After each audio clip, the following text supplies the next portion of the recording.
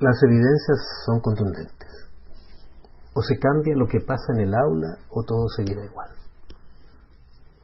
Sabemos que no necesariamente pasa en ella lo que debería estar ocurriendo. Y por eso se ha dicho que el sistema educativo no está a la altura de las circunstancias. Nosotros tenemos instituciones educativas de más de 100 años. Tuvimos por suerte un desarrollo temprano del sistema educativo. Pero ahora se estima que esa historia se ha convertido en una jaula de hierro. Como diría Max Weber, somos prisioneros de nuestra historia. Los sistemas educativos son estructuralmente conservadores. Sabemos además que esto no se arregla con cursos de capacitación. Sabemos que lo primero es conocer a nuestros alumnos, a seres humanos específicos, con sueños, demandas, frustraciones, deseos. Hay muchos que piensan de los niños y de los jóvenes de hoy que nada les interesa. Pero sabemos que no les interesa mucho de lo que se cuenta en el aula. Para que haya pedagogía, el otro me tiene que querer y me tiene que creer. Si el alumno no le cree al maestro, todo es vano. En este material abordaré cuestiones relativas a procesos de aprendizaje y enseñanza. Le he denominado repensando nuestra enseñanza. Ese proceso que permite alentar a los alumnos, a convocarlos a participar del proceso de construcción cultural, para que haga suya la ciencia, el arte, la cultura, la tecnología. Aprender significa una apropiación íntima de lo recibido. Las variables personales juegan aquí un rol decisivo e indican que la tarea es inacabable. Por algo Sigmund Freud incluía la educación entre los grandes imposibles. Algo importante que es necesario declarar como punto de partida es lo siguiente. La indispensable relación que debe establecerse entre el maestro y sus alumnos no implica que entre aquel y esto no tenga que existir asimetría. Y es válido el argumento de que sin asimetría no hay educación, pero entendida como autoridad reconocida, indispensable para que el vínculo ocurra. Hoy se requiere lograr que la adultez recupere significación social. El hedonismo y el narcisismo extremos inducen a concebir la juventud como bien supremo. No podremos educar bien mientras los padres quieran parecerse a los hijos y aspiren a que los maestros obren como cómplices y amigos de los alumnos.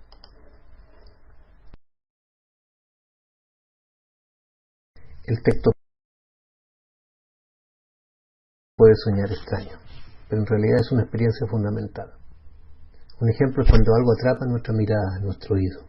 Una gaviota, un bote, una roca, una nube, un caminante, los gorgoritos de un bebé, el sonido de un pájaro. La mente y los sentidos quedan en un momento en suspenso. Parece que todo se detiene. Estamos totalmente entregados a la experiencia. No existe nada más. Todo en nuestro alrededor se convierte en una sorpresa. Todo es novedoso. El sí mismo y el entorno se unen. La atención y la intención se confunden. Todos hemos observado la inmensa concentración de los niños cuando juegan. Ojos bien abiertos, totalmente fusionados, el niño y el mundo. Esto es lo que debe lograr la enseñanza. En psicofísica hay una ley, la ley de Weber-Fechner, que relaciona el valor objetivo de la estimulación.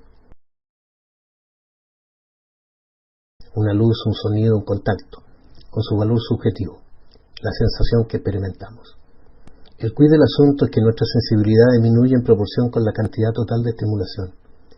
Si hay dos velas encendidas en una habitación, notamos fácilmente la diferencia de luminosidad al encender una tercera. Pero si hay 50 velas encendidas, es improbable que notemos diferencia al encender la número 51. Si la estimulación total es menor, cada pequeño cambio marca la diferencia. O podemos decirlo, es una diferencia que hace diferencia. Contra un fondo silencioso y sin estrés, los sonidos, los movimientos sutiles pueden tener un efecto muy dramático. Cualquiera que estudia un instrumento, practica un deporte o cualquier otra forma de arte o ciencia debe entregarse a la práctica o a la experimentación y al entrenamiento. Solo aprendemos haciendo. Hay una diferencia gigantesca entre los proyectos que imaginamos realizar o planeamos hacer y los que realmente llevamos a cabo. Es como la diferencia entre un romance fantasiado y uno que realmente nos encontramos con otro ser humano con todas sus complejidades. Todo el mundo lo sabe, pero inevitablemente nos sorprenden el esfuerzo y la paciencia que se requieren para la realización. Una persona puede tener grandes proclividades creativas, pero no hay creatividad a menos que las creaciones realmente tengan existencia real. Nuestra forma estereotipada a la práctica lleva a la perfección encierra algunos sutiles y serios problemas. Pensamos que la práctica es una actividad que se realiza en un contexto especial para preparar la actuación, o sea, la cosa real. Pero si separamos la práctica de la cosa real, ninguna de las dos será muy real. A causa de esta separación, muchos niños han aprendido a odiar irrevocablemente la guitarra, la pintura, la música, la educación física, por la pedante monotonía de los ejercicios ofensivamente aburridos. Muchos otros aprendieron a odiar la literatura, la matemática o la idea misma del trabajo productivo. La idea occidental de la práctica es adquirir destreza. Está muy relacionada con nuestra ética del trabajo, que nos exige soportar ahora la lucha o el aburrimiento, en aras de la recompensa futura. La idea oriental de la práctica, en cambio, es crear la persona, o más bien actualizar o revelar a la persona completa que ya está allí. No es una práctica para algo, sino una práctica total, suficiente en sí misma.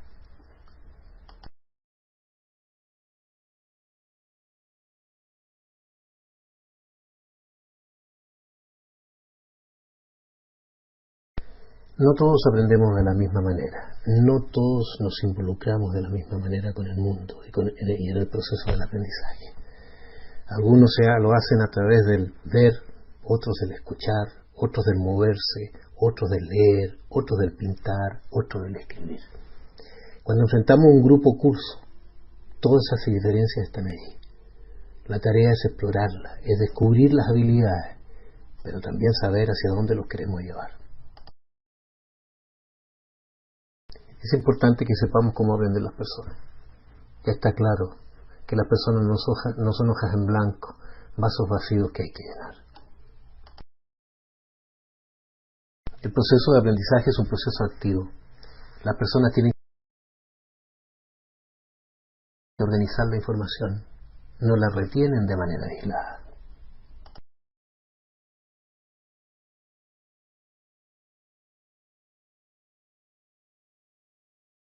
La organización de la información refleja conexiones. Los conceptos se relacionan con los hechos, los conceptos se relacionan entre sí, los hechos se relacionan entre sí. Cuando enseñamos, enfrentamos distintos tipos de información. Por un lado, conceptos, teorías, palabras. Por otro lado, imágenes, formas. Todas tienen su propia estructura, sus propias narrativas, sus propias reglas de conexiones, su propia morfología, su propia sintaxis. El estudiante debe aprender a través de una determinada asignatura o una determinada área de la ciencia, la cultura o la tecnología, a apropiarse de todo ese mundo narrativo lingüístico, visual y de formas. La mente ve lo que el oído escucha. Cuán importante es aprender a escuchar. Es una de las destrezas o habilidades menos desarrolladas en la educación. Medimos el hablar, medimos el escribir, medimos el calcular, pero no hemos medido nunca el escuchar. Qué importante es este proceso para entender la relación entre el mundo de lo escuchado y el mundo de lo representado. A su vez, el oído escucha lo que el ojo ve. Cuán importante es aprender a observar, aprender a detenerse, aprender a focalizar, aprender a suspender prejuicios, aprender a suspender paradigmas. Podemos decir que la profundidad del aprendizaje depende de cuán extensivo es el involucramiento cognitivo y emocional del estudiante, pero al mismo tiempo tenemos que reforzar la idea y decir y cuán recurrente es este proceso. La neurociencia nos ha demostrado de que El envejecimiento cambia la estructura de las células del cerebro.